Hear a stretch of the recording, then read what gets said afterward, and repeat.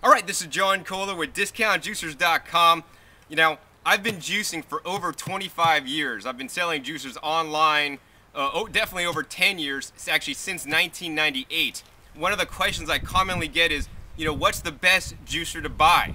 Well, there's many different juicers on the market, ranging from, one seen on infomercials to $2,000 Norwalk press juicers that cost lots of money and that make a high quality juice, but besides being a lot of money, they're maybe harder to use. They make definitely a high quality juice. But so the question is, what should the average person buy as a juicer? Now, there's many different juicers. I sell and test many different juicers at DiscountJuicers.com. I have comparison charts and a lot of different videos, sharing the different juicers with you to show you how each one works.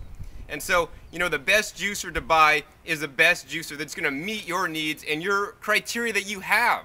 So, for example, if you want to juice, strictly carrots and apples, and you want a wide feed chute, and it's going to juice relatively fast, that's where something like a centrifugal ejection style juicer with a 3-inch wide feed chute comes in. You literally don't have to cut any apples to put them in whole. You could stick 3 or 4 carrots in at once. It's going to juice really fast. Cleanup is relatively easy.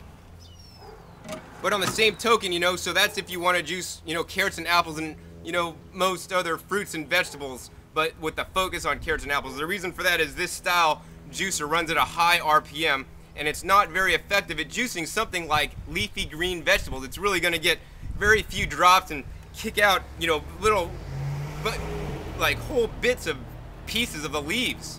So it's not going to be very effective. So, and also the price point is very affordable to get you started. So that's why this is very similar to the Jack LaLanne juicer you may have saw on an infomercial. It's around, a little bit over $100. And this one has a 10-year warranty. So, some points to consider when buying a juicer is, how long is the warranty?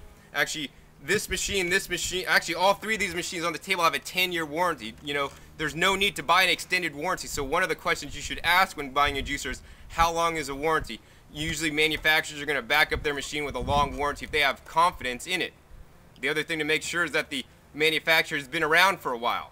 There's new juicer companies popping up all the time, literally coming out of the holes in the wall, and they're trying to sell their juicer, but maybe they just started last year. Maybe they won't even be here next year, and what good is a 10-year warranty if the company's not here to support it? So all these companies here have been around in the juicing industry for at least 10 years. Another question is, or a criteria could be, how loud is the juicer? Well, I wake up early. I have family members that are still sleeping when I get up and get ready to go to work, and I want a juicer that's quiet. So here we could do a sound check. We'll turn this juicer on. You can kind of hear, I've raised my voice now. I'm kind of shouting here. It's fairly loud, and some people have said that a juicer sounds like an airplane in my kitchen taking off. So, some juicers are more quiet. This generally, the fact of the matter is the higher the RPM, the louder the juicer. So this juicer, for example, runs at about 80 RPMs. And it has a nice hum to it. You can kind of hear it whirling, and if we put some stuff in there to actually get more quiet. And so, this juicer's a lot less loud. Go to this last juicer here. This also runs at about 80 RPMs. And that's also fairly quiet as well.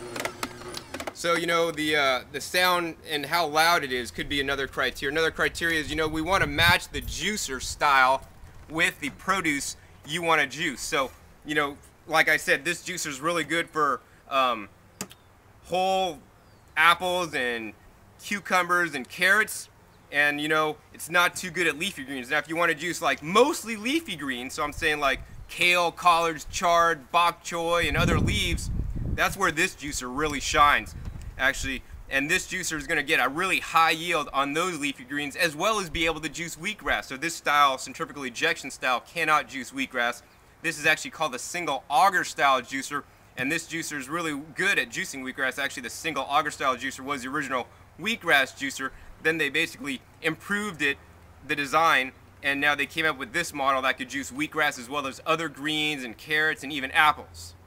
And then the last design here is also a single auger style, but this is a horizontal single auger, and this is a vertical single auger style juicer. So now the auger's facing up and down instead of sideways, And this style is actually a little bit more efficient at juicing carrots than this style here. The other benefits is that it's a little bit more efficient overall at juicing leafy greens. So, and it's also faster to juice. So that's the other criteria is, am I gonna be in the kitchen all day making my juice? Will it take, half an hour or 10 minutes to make, a quart of juice? Well, this juicer is also one of the slowest juicers. It's gonna, has a smaller feed chute, and that could be another criteria. How big is the feed chute? The feed chute's about 1.5 inches diameter on that one, and as I mentioned, it's 3 inches on this one, and this one has a crescent shape. It's 2.25 inches by 1.25 inches, so it's kind of like an intermediary in between. So how big is the feed chute? Because the smaller the feed chute, the more cutting you're gonna have to do to make the produce fit inside the machine. Oh, and let me go ahead and give the names. This is actually the Liquip 215 XL model juicer. In the middle here we have the Omega 8005 juicer. The Omega 8005 is identical to the Omega 8003 juicer, only the color is different. And now Omega's come out with the improved versions of this juicer, the Omega 8004 and 8006, which have an even 5-year longer warranty and has been improved basically with the harder auger and larger collection cups and a nice built-in handle. This has a nice flip-up handle. Then we have the Omega Vert juicer, or VRT330, and this is the newest style juicer on the market. This tends to be one of my favorite juicers now because it's just pretty forgiving. It actually juices fruits fairly well. Fruits are generally very hard to juice because of the soft cell walls, usually like a carrot. I could take a carrot in here, and if I squeeze a carrot in my hand, it's going to be, no juice is going to come out. But if I have an apple and squeeze the apple, I can literally squeeze the apple juice out of my hand. So juicers have a hard time juicing softer fruits. So in most cases, I recommend that we eat our fruits whole or blend them up into a smoothie. In the case that you do want to juice fruits, I did do a video on YouTube showing, the best fruits to juice, and I juiced over a dozen fruits in this juicer, and you see how it works. So, those are some of the criterias on, what you want to juice. Another criteria could be, does the juicer do anything else besides just juice? This juicer here is only designed as a juicer. This juicer here is only designed as a juicer. But with this juicer, this is literally a nutrition center or kitchen appliance. So besides just juicing, all we need to do is unscrew the housing there and take out, and this is the juicing screen. Now, also included with this machine is a blank plate. So instead of having a screen material here, it's solid, and instead of having screen material here, it's solid.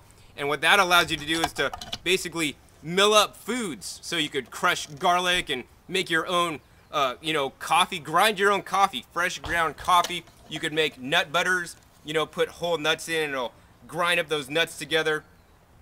You could take the most popular thing to do with the homogenizing or the blank plate is to make frozen sorbet, or what raw food people would call banana ice cream. You would just take frozen ripe bananas that have been peeled, put them through the machine, and out would come a frozen yogurt type consistency of just 100% pure banana. So that's an excellent way to, maybe get some of that ice cream out of your diet to eat more basically fresh fruit. So these are all some of the criteria. Of course, the price could also be a criteria too. And you need to just basically pick and figure out, and learn more about the juicers and find out and, define your needs and define what you want to juice. If you want to do the multifunctions, if you're going to juice more leaves than, carrots and apples, if you want that large feed chute so you could shove things in there really fast. The other thing that I didn't mention is, how high quality is the juice? Is the juice, the higher the speed, generally, the lower the quality of the juice. What happens with this is it spins, 10,000 RPMs, and as it's spinning, more air is being introduced into that juice, which causes oxidation. That's like when you cut open an apple, it starts to turn brown on the inside. And so we don't want our juice oxidized. And the other thing I'd like to say is that we want to drink our juice as soon as we make it. We don't want it just to hang out and make it and then put it in the fridge and then drink it later. We want to make it and drink it as soon as possible, or as soon as possibly possible.